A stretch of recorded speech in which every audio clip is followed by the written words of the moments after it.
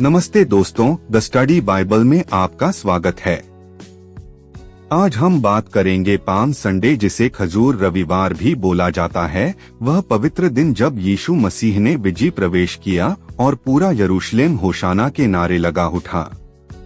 आइए जानते हैं पूरी कहानी। बाइबल के अनुसार प्रभु यीशु मसीह के पृथ्वी पर अंतिम सप्ताह, जिसे पवित्र सप्ताह या होली वीक कहा जाता है, की शुरुआत एक ऐतिहासिक और भविष्यवाणी पूर्ण घटना से होती है, जिसे हम पाम संडे या खजूर रविवार के नाम से जानते हैं। यह घटना बाइबल के चारों सुसमाचारों में विस्तार से वर्णित है। जब यीशु अपने शिष्यों के साथ यरूशलेम की ओर बढ़ रहे थे, उस समय फसह का महापर्व निकट था, जिसके कारण दूर दूर से हजारों यहूदी यरूशलेम में एकत्रित हो रहे थे। यीशु की चर्चा हर जगह थी। कुछ लोग उन्हें भविष्यद्वक्ता मानते थे, कुछ उन चमत्कारों के कारण उत्सुक थे, और कुछ, जैसे कि फरीसी और महायाजक, उनसे ईर्ष्या और घृणा करते थे। जब यीशु जैतून पहाड़ के पास बैतफगे और बैतनियाह नामक गांव के समीप पहुँचे, तो उन्होंने अपने 2 शिष्यों से कहा, उस गांव में जाओ जो तुम्हारे सामने है। वहां प्रवेश करते ही तुम एक गधी बंधी हुई पाओगे, और उसके साथ उसका बच्चा भी, जिस पर कभी कोई मनुष्य नहीं बैठा। उन्हें खोलकर मेरे पास ले आ।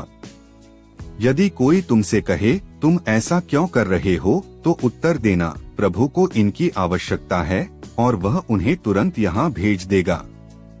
यह कोई साधारण आदेश नहीं था, बल्कि यह भविष्यवक्ता जकरयाह की उस प्राचीन भविष्यवाणी की पूर्ति थी, जिसमें लिखा था, हे सियोन की पुत्री, अति आनंद कर, हे यरूशलेम की पुत्री, जय जयकार कर। देख, तेरा राजा तेरे पास आता है। वह धर्मी है और उद्धार करता है। वह नम्र है और गधे पर, हाँ, गधी के बच्चे पर सवार है।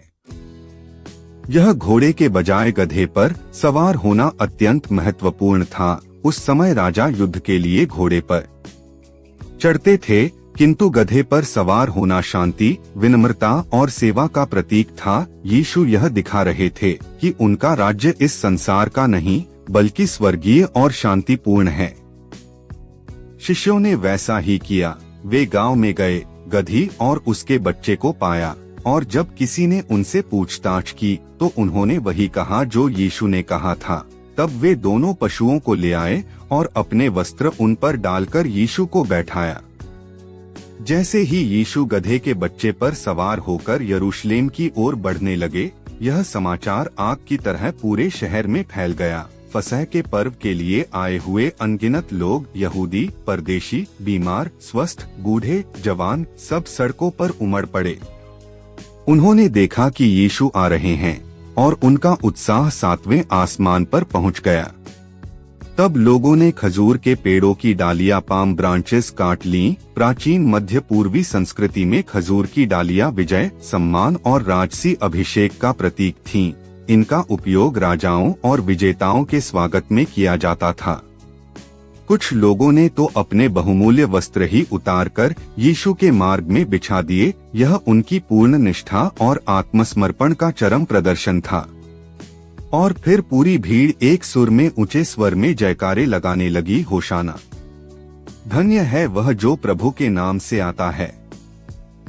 धन्य है दाऊद की संतान का राज्य जो आता है। ओशाना सर्वोच्च में।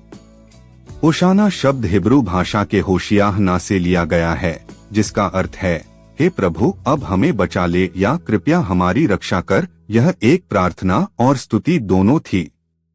लोग यीशु में उस मसीहा को देख रहे थे जो उन्हें रोमी साम्राज्य के जुए से मुक्त करेगा और दाऊद का सिंहासन फिर से स्थापित करेगा। परंतु यहाँ एक दुखद विडंबना थी। वे उद्धारकर्ता की आध्यात्मिक मुक्ति को नहीं, बल्कि राजनैतिक मुक्ति को ढूंढ रहे थे।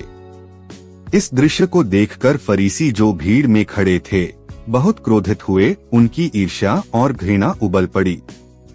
उन्होंने यीशु से कहा, गुरु, अपने चेलों को डांट कि वे चुप हो जाए। किंतु यीशु ने उत्तर दिया, मैं तुमसे कहता हूँ, यदि ये चुप रहें तो पत्थर चिल्ला उठेंगे। यह उत्तर इस बात का प्रमाण था कि यह घटना ईश्वरीय योजना का अटल भाग थी, जिसे कोई भी मनुष्य नहीं रोक सकता था।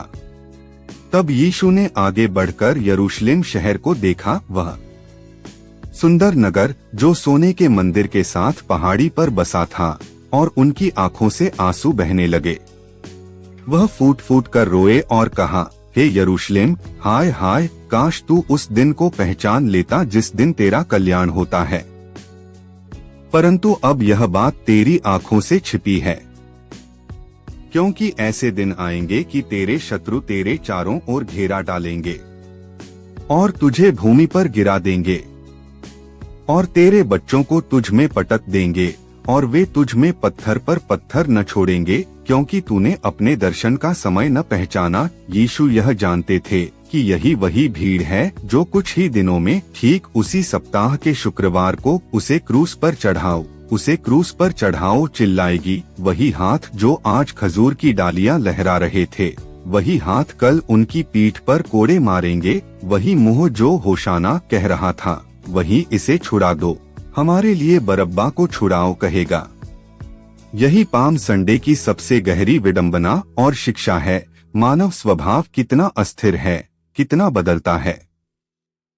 फिर भी यीशु ने अपने मार्ग को नहीं बदला। वह जानते हुए भी कि यह भीड़ उन्हें धोखा देगी, वह अपने बलिदान की ओर बढ़ते रहे। यही कारण है कि पाम संडे केवल एक उत्सव नहीं, बल्कि एक गंभीर चेतावनी और आत्मनिरीक्षण का दिन भी है। अब प्रश्न यह है कि पाम संडे को कैसे मनाया जाता है। पूरे विश्व में, विशेषकर रोमन कैथोलिक, प्रोटेस्टेंट और ऑर्थोडॉक्स चर्चों में इस दिन की विशेष विधियां होती हैं। प्रार्थना इस प्रकार है। सबसे पहले प्रातःकाल में श्रद्धालु चर्च के बाहर या प्रांगण में एकत्रित होते हैं, क्योंकि यीशु का प्रवेश शहर के बाहर से हुआ था। वहाँ पादरी खजूर की डालियों या जहाँ खजूर के पेड़ नहीं होते, वहाँ जैतून, विलो या स्थानीय पेड़ों की शाखाओं को आशीर्वाद देते हैं, पवित्र जल छिड़कते हैं और विशेष प्रार्थनाएं पढ़ते हैं। फिर पूरी मंडली हाथों में ये आशीषित डालियां लेकर होशाना होशाना के भजन और स्तुतिगान गाते हुए एक जुलूस के रूप में चर्च के मुख्य द्वार तक या उसके आसपास जाती है। यह जुलूस उस भीड़ का प्रतीक है जो यीशु के साथ चली थी। इसके बाद चर्च के अंदर प्रवेश करके पवित्र सप्ताह का पहला पाठ पढ़ा जाता है। कई चर्चों में यीशु के अंतिम सप्ताह की पूरी कहानी एक साथ पढ़ी जाती है। इसके बाद प्रवचन में पाम संडे के महत्व, विनम्रता, भविष्यवाणी की पूर्ति और पवित्र सप्ताह के अन्य दिनों, पवित्र बुधवार, गुड फ्राइडे और ईस्टर की तैयारी पर चर्चा की जाती है। प्रार्थना के अंत में श्रद्धालु अपनी आशीषित खजूर की डालियों को अपने घरों में ले जाते हैं। वे इन डालियों को क्रूस के पीछे, बाइबल के पास या घर के दरवाजे पर रखते हैं, जो इस बात का स्मारक है कि यीशु उनके जीवन के राजा हैं।